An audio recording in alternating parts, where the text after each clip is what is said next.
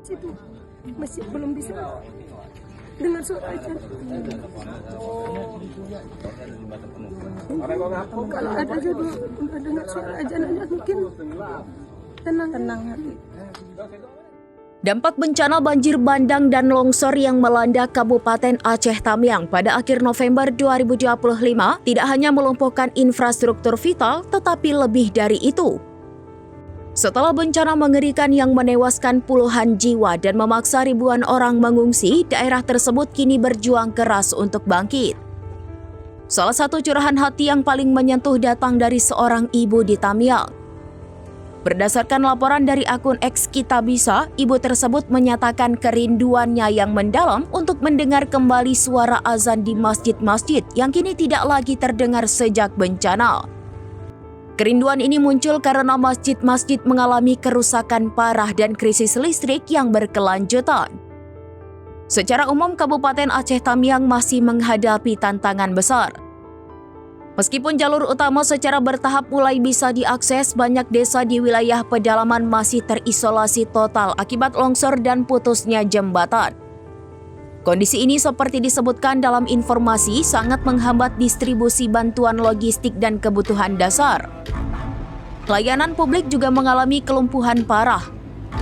Rumah Sakit Umum Daerah Aceh Tamiang sempat terendam lumpur setebal 40 cm sehingga pelayanan medis saat ini berjalan terbatas meskipun upaya pembersihan telah dilakukan.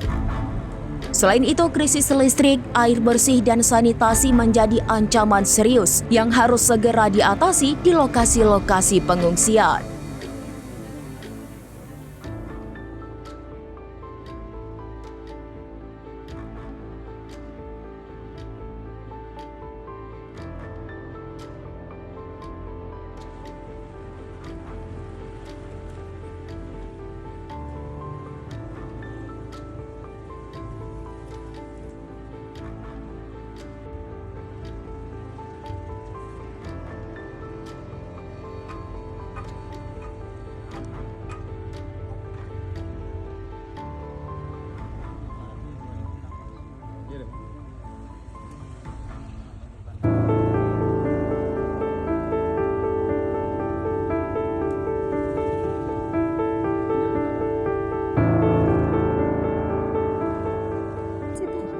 Masih belum bisa dengar suara aja.